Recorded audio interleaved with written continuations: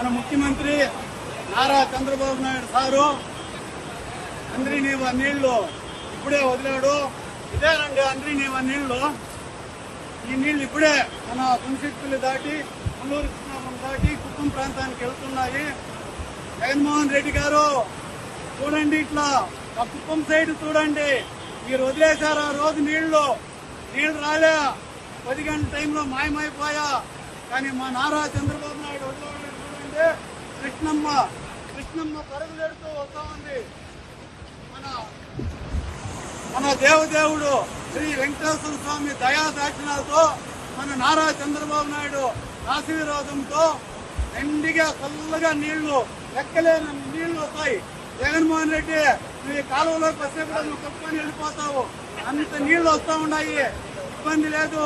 కుప్పం ప్రాంత ప్రజలంతాను, రాయలసీమ ప్రజలంతా కూడా సంతోషం వ్యక్తపరుస్తున్నారు. ముఖ్యంగా రైతులైతే అంత సంతోషంగా ఉన్నారు. ఇదేనండి, ఇదే అంద్రినీవ నీళ్లు, నిజమైన నీళ్లు. నువ్వు వచ్చావు, హెలికాప్టర్లో వచ్చావు, పెద్ద మీటింగ్ పెట్టావు, చంద్రబాబు నాయుడు తిట్టాకే సరిపోయి నీ మీటింగ్ అంతాను.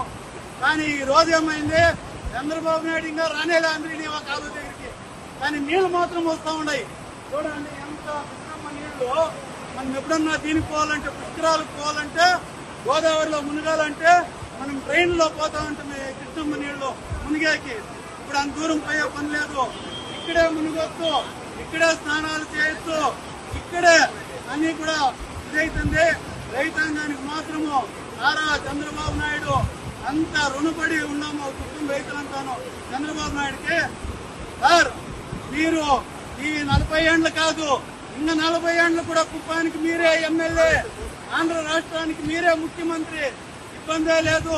రైతులను ఆదుకున్నారు కాబట్టి రైతాంగం అంతా మీతోడే. చూడండి నీళ్లు, కృష్ణమ్మ నీళ్లు చూడండి, జలజలని ఎంతో ఫాస్ట్గా వస్తుందో చూడండి. ఎక్కడైనా ఇదైందా? ఈ మాత్రం ఉప్పు నీళ్లు వద్దాడా? ఉప్పు నీళ్లు వదిలేదు. ముట్టెట్టి గేట్లు పెట్టి ఎత్తుకొని పొడిసిరి, సినిమా సెట్టింగ్లు వేసిరి, అట్లేమీ లేదు. ఒరిజినల్ నీళ్ళండి.